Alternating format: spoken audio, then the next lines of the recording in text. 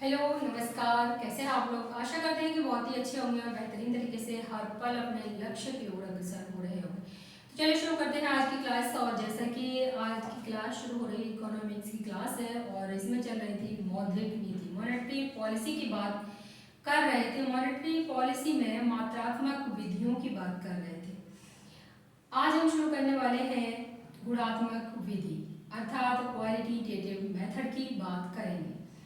तो जो previous video था उसमें बात की थी एमएसएफ की, मार्जिनल स्टैंडिंग फैसिलिटी की। उसमें जो पॉइंट थे उसमें दो पॉइंट रह गए थे।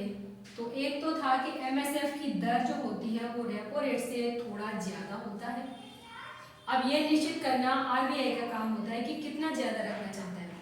वहीं पर एमएसएफ के माध्यम से जो बैंक है वो आरबीआई से न्यूनतम 5 करोड़ का उधार ही ले सकते हैं। तो ये दो पॉइंट भी बहुत ज़्यादा उपयोगी थे, तो ये आप उसमें शामिल कर लेंगे। अब बात करेंगे गुणात्मक विधि की। गुणात्मक विधि अर्थात क्वालिटेटिव मेथड की बात करेंगे। इसमें सबसे पहला पॉइंट था वो था आपका साख की राशनिंग। कौन सा था? ये था साख की राशनिंग। अब ये जो साख की राशनिंग है इसका किस प्रकार से प्रयोग करते हैं? तो यहाँ पर जो साख की राशनिंग है इसका अर्थ होता है कि मुद्रा की पूर्ति, या तो कहें साख की राशनिंग का अभिप्राय साख अर्थात मुद्रा की पूर्ति के विशिष्ट प्रयोग से है, यानी कि कई प्रयोग इसके हम कर सकते हैं। तो सबसे पहली बात हो गई कि विशिष्ट प्रयोग। विशिष्ट प्रयोग। अब यहाँ पर बात आती है कि विशिष्ट प्रयोग में क्या क्या कर सकते हैं। तो सबसे पहला विभिन्न क्षेत्रों का चयन करना होगा और चयन करके मुद्रा की पूर्ति या तरलता में वृद्धि करना। सबसे पहले विभिन्न क्षेत्रों का चयन करना, विभिन्न क्षेत्रों का चयन करना और फिर क्या करना? चयन करके मुद्रा की पूर्ति या तरलता में वृद्धि करना। मुद्रा की पूर्ति या तरलता में वृद्धि करना, या तरलता में वृद्धि करना। इसके बाद विभिन्न प्रकार के व्यवसाय जो हैं, व्यवसायों के लिए साख का कोटा निश्चित कर देना कि इतना हम दे सकते हैं। विभिन्न व्यवसायों के लिए, विभिन्न व्यवसायों के लिए साख का कोटा निश्चित कर देना।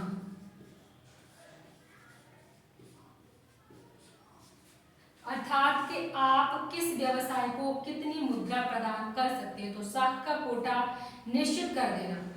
नेक्स्ट है कि उत्पादन, जो उत्पादक और गैर उत्पादक ऋण है उसमें क्या किया जाए? डिफरेंस किया जाए। उत्पादक व गैर उत्पादक ऋण में उत्पादक व गैर उत्पादक ऋण में भेद किया जाए। यह देख लिया जाए कि कौन सा व्यक्ति और सामान का उत्पादन करने के लिए ऋण ले रहा है या फिर किसी अन्य पर्पज से ऋण ले रहा है। तो ये क्या किया जाए? इसमें भी भेद किया जाए। अब बात आती है दूसरा। तो इसमें दूसरा पॉइंट था कि प्रतिभूति ऋणों की आवश्यक सीमा में परिवर्तन।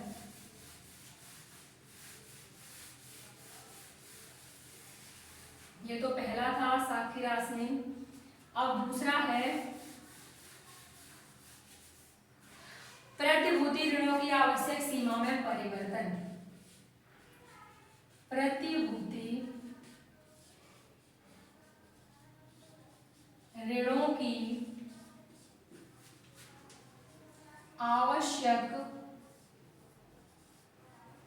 सीमा में परिवर्तन।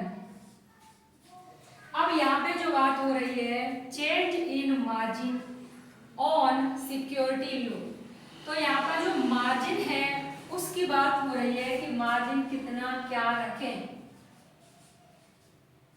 मार्जिन क्या है, तो मार्जिन प्रतिभूति का बाजार मूल्य, प्रतिभूति का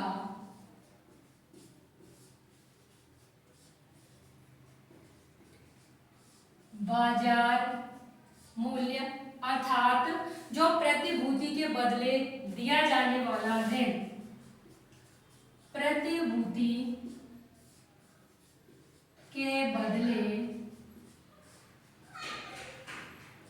दिया जाने वाला ऋण। अब यहाँ बात आ रही है कि ये जो ऋण है वो किस प्रकार से मार्जिन की बात यहाँ कर रहा है। तो सबसे पहली बात, मान लीजिए कि होम लोन है, अगर होम लोन में जो जमीन के कागजात हैं वही सिक्योरिटी होता है, तो अगर वो आप बैंक में जमा करते हैं तो जो आपका घर है उसकी कीमत मान लीजिए 10 लाख है, तो बैंक आपको केवल 8 लाख का ही लोन देगा। यहीं पर बात आती है कि यदि दूसरे क्षेत्र में व्यक्ति ऋण लेता है, लोन लेना चाहता है, तो यहाँ पर तो आपका 10 लाख में 10 लाख की आपकी प्रॉपर्टी है तो आपको 8 लाख मिल रहे हैं, अर्थात तो 20% 2 लाख का क्या है, मार्जिन है। वहीं पर अगर आप दूसरे क्षेत्र में लेना चाहते हैं तो क्या होगा, तो वहां आपको 6 लाख रुपए ही मिलेंगे, अर्थात वहां 40% कर दिया जाएगा क्या, मार्जिन। तो इस प्रकार से ये जो होता है मार्जिन, मतलब कि अलग अलग क्षेत्र में अलग अलग प्रकार से लोन के अंतर्गत आता है। अब बात करें किसी क्षेत्र विशेष में प्रतिभूति के आधार पर किसी क्षेत्र विशेष में प्रतिभूति के आधार पर दिए जाने वाले ऋणों को दिए जाने वाले ऋणों को आरबीआई मार्जिन में परिवर्तन करके, मार्जिन में परिवर्तन करके ऋणों की सीमा तथा मुद्रा की पूर्ति को नियंत्रित करता है। ऋणों की सीमा तथा मुद्रा की पूर्ति को नियंत्रित करता है।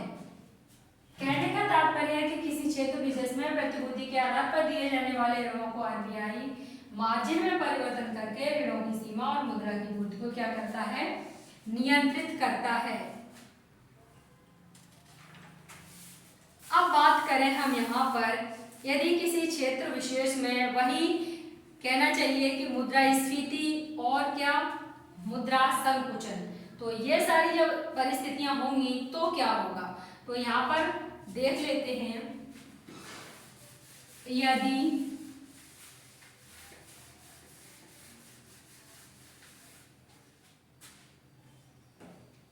किसी क्षेत्र विशेष में, यदि किसी क्षेत्र विशेष में कीमतों में वृद्धि हो जाए, यानी कि जो कीमतें हैं वो बढ़ रही हैं, अर्थात मुद्रास्फीति, कीमतों में वृद्धि हो जाए तो क्या होगा, कीमतों में वृद्धि हो जाएगा तो क्या करेगा आरबीआई, आरबीआई उस क्षेत्र से जुड़े प्रतिभूतियों, आरबीआई उस क्षेत्र से जुड़े प्रतिभूतियों के आधार पर दिए जाने वाले मार्जिन में वृद्धि कर देगा। यदि किसी क्षेत्र विशेष में कीमतों में वृद्धि हो जाए तो आरबीआई उस क्षेत्र से जुड़े प्रतिभूतियों के आधार पर प्रतिभूतियों के आधार पर क्या करेगा, दिए जाने वाले मार्जिन में वृद्धि कर देता है। दिए जाने वाले मार्जिन में वृद्धि कर देता है। और अगर ये वृद्धि कर देगा तो क्या होगा, मार्जिन में वृद्धि होने पर क्या होगा, प्रतिभूति के बदले मिलने वाले ऋण की मात्रा में क्या हो जाएगी, कमी हो जाएगी। अब मान लीजिए जैसे कि अभी मैंने आपको बताया होम लोन लिया है कि 10 लाख का आपका मकान था, 8 लाख आपको मिले, 20% मार्जिन था। अगर वो मार्जिन में वृद्धि कर रहा है, मान लीजिए कि 20% की जगह वो 30% कर देगा, तो अब आपको केवल 8 लाख की जगह आपको 7 लाख रुपए ही मिल पाएंगे। तो यहाँ पर क्या हो रहा है, मार्जिन में वृद्धि होने पर प्रतिभूति के बदले मिलने वाले ऋण की मात्रा में, प्रतिभूति के बदले मिलने वाले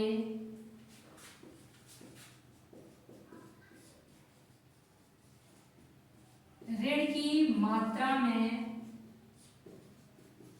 कमी हो जाएगी। अब मान लीजिए कि उस ऋण की मात्रा में कमी हो जाएगी तो क्या होगा, मार्केट सप्लाई कम हो जाएगी। क्या हो जाएगा, मार्केट सप्लाई कम हो जाएगी। अब मार्केट सप्लाई कम होने पर क्या होगा, डिमांड कम होगी। जब मांग कम हो जाती है तो क्या हो जाता है, डिमांड कम होगी।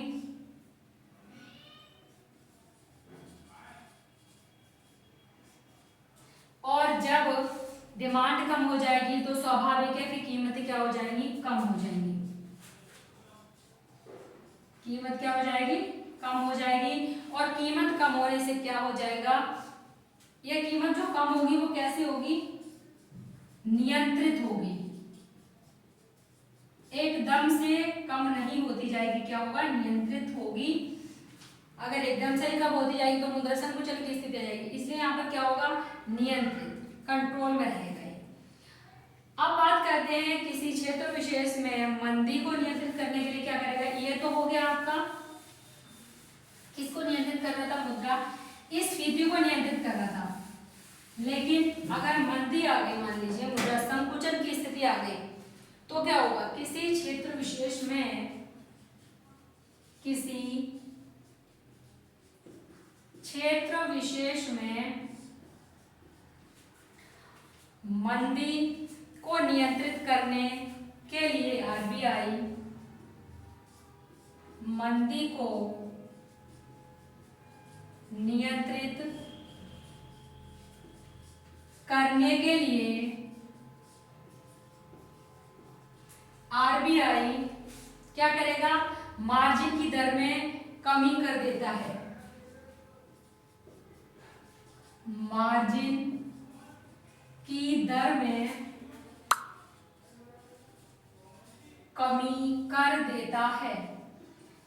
अब मान लीजिए कि मार्जिन की दर में कमी कर दी तो अब क्या होगा, अब यहाँ पर प्रतिभूति के बदले दिए जाने वाला जो ऋण की मात्रा है वो क्या हो जाएगी, उसमें वृद्धि हो जाएगी। कैसे कि पहले आपको मिल रहे थे, मान लीजिए कि 10 लाख का आपका मकान था, वहाँ 20% कटौती होती, मार्जिन हो रहा था तो आपको 8 मिल रहे थे। अब मान लीजिए वो क्या कर रहा है, मार्जिन की दर में और कमी कर रहा है, तो वो केवल 20% की जगह आपसे 10% ही ले रहा है मार्जिन। तो 10% होगा तो वो क्या करेगा, फिर आपको 9 लाख रुपए भी दे सकता है। 10 लाख का आपका घर है और आप 9 लाख रुपए लोन ले सकते हैं। तो यहाँ पर क्या कर रहा है, मार्जिन की जो दर है उसमें कमी कर रहा है। तो प्रतिभूति के बदले दिए जाने वाले ऋण की मात्रा में वृद्धि होगी। प्रतिभूति के बदले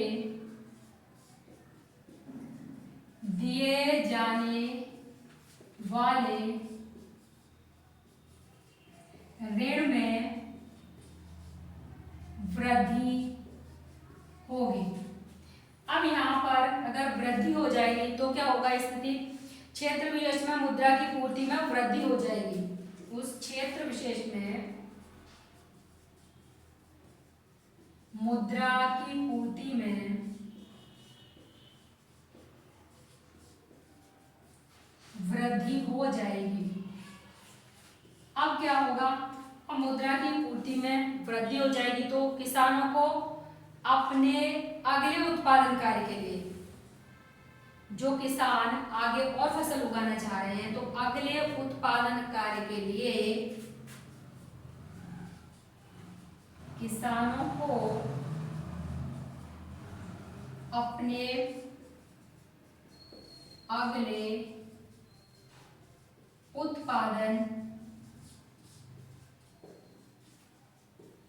कार्य के लिए ऋण की पर्याप्त उपलब्धता हो जाएगी।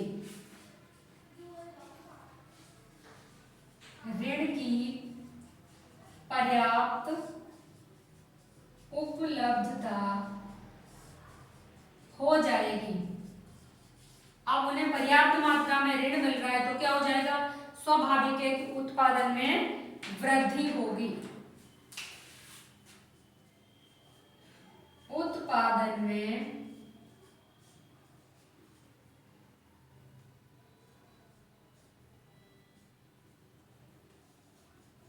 वृद्धि हो जाएगी। अब उत्पादन में वृद्धि होगी तो क्या होगा, एग्रीकल्चर ग्रोथ है उसमें क्या हो जाएगा, तेजी आ जाएगी।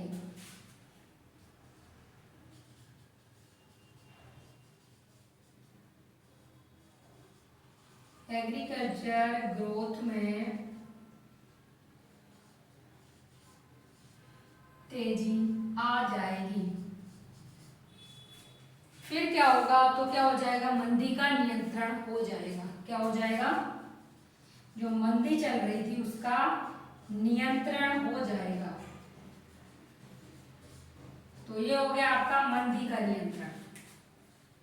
अब मंदी के नियंत्रण के बाद, ये तो मार्जिन की बात की हमने, जो प्रतिभूति ऋणों की आवश्यक सीमा में परिवर्तन था उसकी बात की। अब है उपभोक्ता साख नियंत्रण। उपभोक्ता साख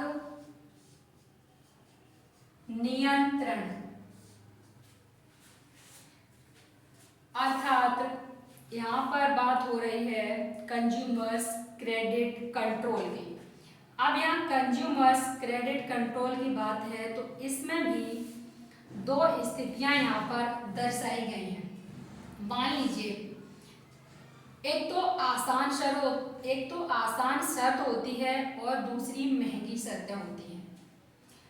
अगर हम आसान शर्त की बात करें तो मान लीजिए कि ऑटोमोबाइल इंडस्ट्री में अगर मंदी आ जाती है तो वहाँ स्थिति क्या होगी, और अगर वहाँ महंगाई होती है तो स्थिति क्या होती है।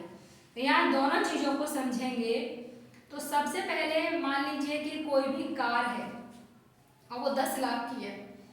अब 10 लाख की कार पर जो डाउन पेमेंट है वो क्या, मंदी की स्थिति में बता रही हूँ, मंदी की स्थिति में क्या होगा कि डाउन पेमेंट 1 लाख रुपए चल जाएगा। 1 लाख रुपए कर देंगे क्योंकि मंदी की स्थिति है तो वो चाह रहे हैं कि हमारा सामान बिके, हमारी ज़्यादा से ज़्यादा डिलीवरी हो करोगे। अब क्या है कि वो कह रहे हैं कि 1 लाख रुपए डाउन पेमेंट करके ही आप ले जा सकते हैं। बाकी क्या करेंगे, वो शेष क्या करेंगे, जो 9 लाख है वो आपको किस्त के द्वारा ले लेंगे। मान लीजिए कि इस समय मंदी की स्थिति है तो वो 10,000 रुपये की आपकी किस्त लगा देंगे और जो भुगतान की अवधि होगी वो मान लीजिए कि 90 महीने कर देंगे। अब यहाँ पर क्या होगा, इससे फायदा क्या हो रहा है उन्हें कि मांग बढ़ेगी तो क्या होगा, उत्पादन भी बढ़ेगा। अब लोग सोचेंगे कि चलिए खरीद लेते हैं क्योंकि काफ़ी समय धीरे धीरे करके पैसा निकल जाएगा और हम अपनी कार खरीद सकते हैं। अगर यही स्थिति महंगाई हो रही है, यानी कि ये तो आपका हो रहा है मंदी, मुद्रा संकुचन हो रहा है, और अगर मान लीजिए कि मुद्रास्फीति हो रही है, महंगाई की स्थिति है, तो यही वाली जो गाड़ी है वो क्या करेंगे, फिर वो अपना जो डाउन पेमेंट है वो आपसे 5 लाख मांगेंगे। अभी तो 1 लाख मांग रहे थे, लेकिन क्या है दूसरी स्थिति में 5 लाख आपसे मांगेंगे, और 5 लाख का आपको बोलेंगे कि आप बाद में शेष जो रह गए 5 लाख वो दे सकते हैं।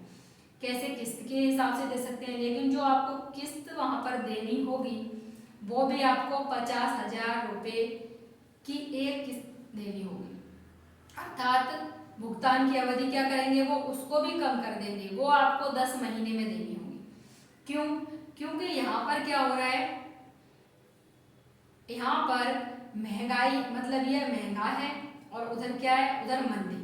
मंदी और महंगाई में दोनों में यही फर्क है। अब बात करते हैं कि मंदी को नियंत्रित करने के लिए आरबीआई क्या करता है। इसी कंडीशन से मंदी को नियंत्रित करने के लिए आरबीआई क्या करेगा। मंदी को नियंत्रित करने के लिए आरबीआई कौन कौन सी शर्तें रखने वाला है। तो आरबीआई आसान शर्तों पर ऋण देने के लिए आरबीआई आसान शर्तों पर ऋण देने के लिए बैंकों को प्रोत्साहित करेगी। बैंकों को प्रोत्साहित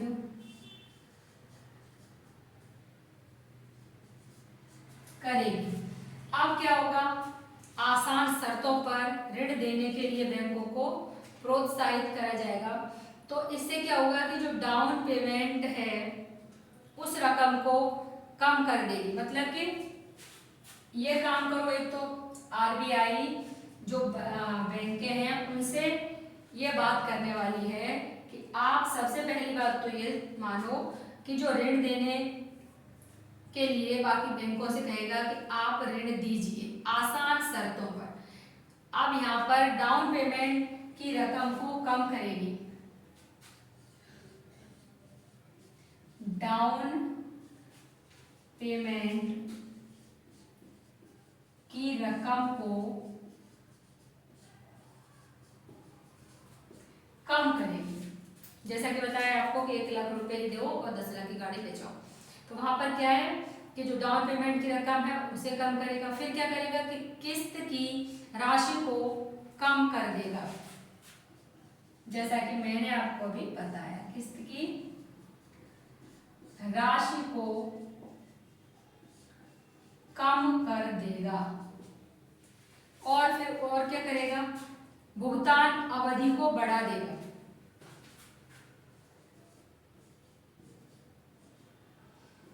भुगतान अवधि को बढ़ा देगा।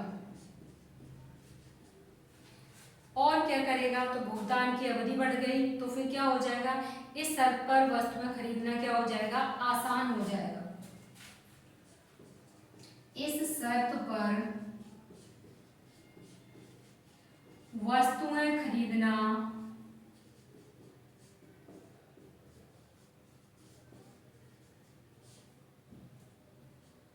आसान हो जाएगा।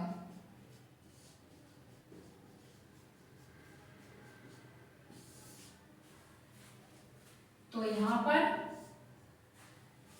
उसके बाद अगर मुद्रास्फीति को नियंत्रित करना है, ये तो हो गया किसका नियंत्रण, मंदी का नियंत्रण। मंदी है तो इस प्रकार से करेगा आरबीआई। और अगर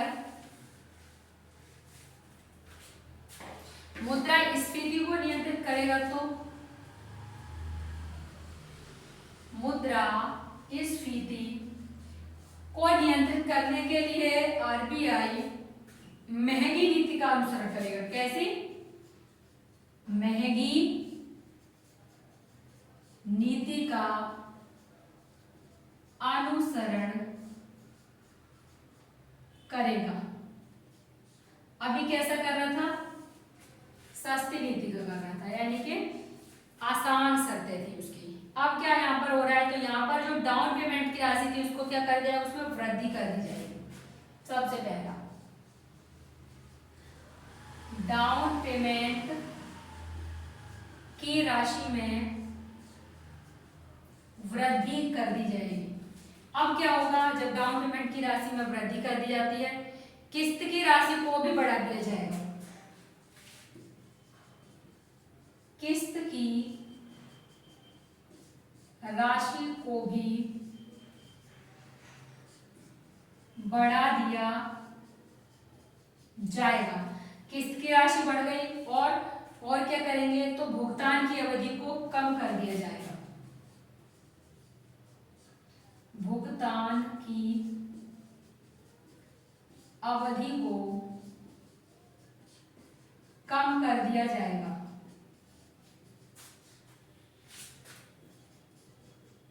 और क्या होगा? जब भुगतान की अवधि कम कर दी जाएगी तो इस स्तर पर वस्तुएं खरीदना क्या हो जाएगा? कठिन हो जाता है।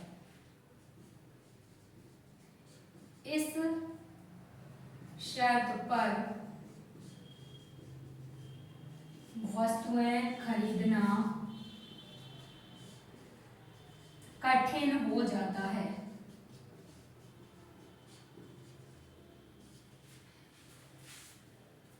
जिससे कि मांग पर नियंत्रण करके कीमतों पर नियंत्रण किया जाता है। जिससे कि मांग पर नियंत्रण करके कीमतों पर नियंत्रण किया जाता है।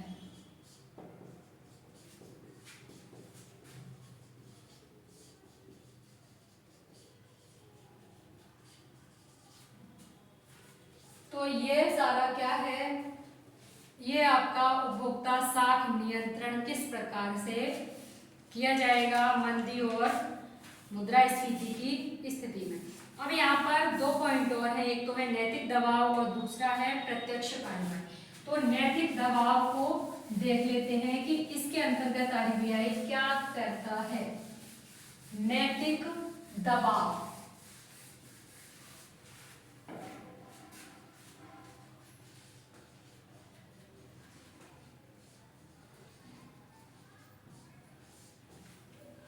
देखिए, यहाँ पर है कि आरबीआई वाणिज्यिक बैंकों की क्या करता है? एक मीटिंग बुलाता है और उनमें देश प्रेम की भावना जागृत करता है और देश प्रेम की भावना जागृत करके देश के विकास में सहयोग करने के लिए विनम्र निवेदन करता है।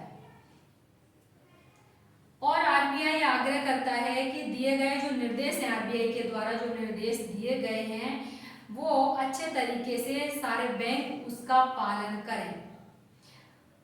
उदाहरण स्वरूप ये कह सकते हैं हम कि आरबीआई मंदी की स्थिति में बैंकों को आसान ब्याज दरों की बात करता है कि आसान ब्याज दरों पर ऋण दे पा जाएगा और उसके लिए उन्हें प्रोत्साहित भी करता है। तो ये होता है आपका नैतिक दबाव। लिखना चाहे अगर तो इसे लिख भी सकते हैं कि आरबीआई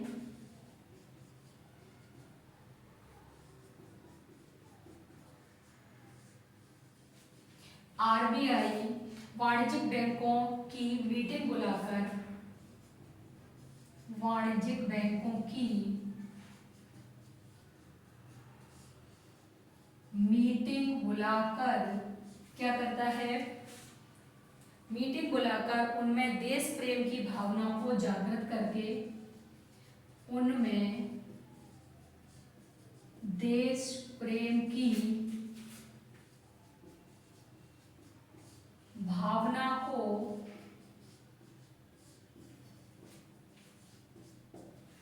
जागृत करके देश के विकास में सहयोग करने के लिए देश के विकास में सहयोग करने के लिए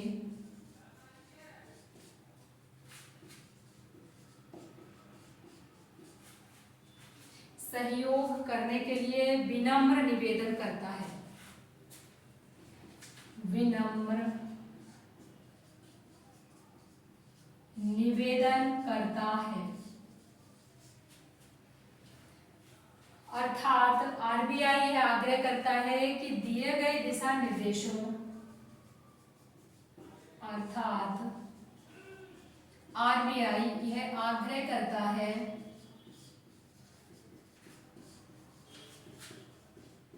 दिए गए दिशा निर्देशों को अच्छे तरीके से पालन करें। दिशा दिए गए निर्देशों का अच्छी तरह से पालन करें। क्योंकि पहले प्यार से समझाता है आरबीआई अन्य बैंकों को कि जो दिशा निर्देश दिए गए उनका अच्छी तरह से पालन करें। उदाहरण के लिए कह सकते हैं हम कि आरबीआई ये कहना चाहता है कि अगर मंदी की स्थिति है तो आप क्या करेंगे, बैंकों को कहता है कि आसान ब्याज दर पर बाजार में ऋण दीजिए आप, और ऋण देने के लिए क्या करता है, बैंकों को प्रोत्साहित करता है। अब बात आती है प्रत्यक्ष कार्यवाही की।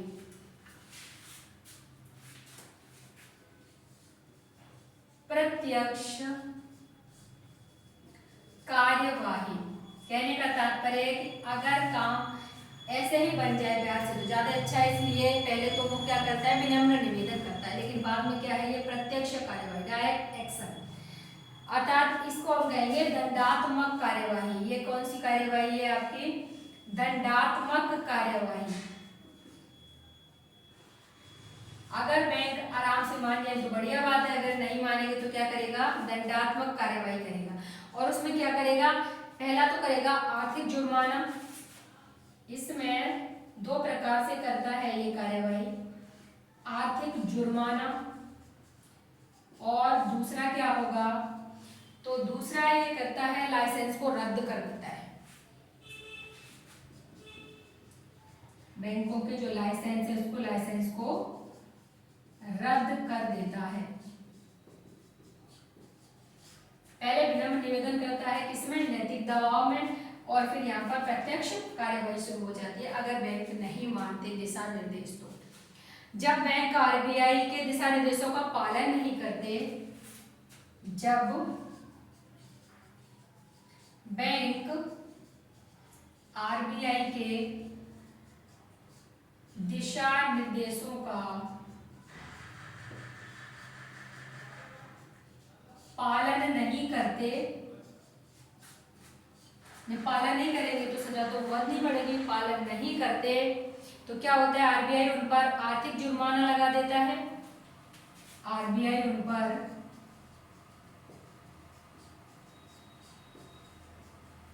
आर्थिक जुर्माना लगा देता है, और साथ में ही बार बार अगर नियमों का उल्लंघन करते हैं तो उनका लाइसेंस भी रद्द कर देता है। बार बार नियमों का उल्लंघन करने पर लाइसेंस रद्द कर देता है।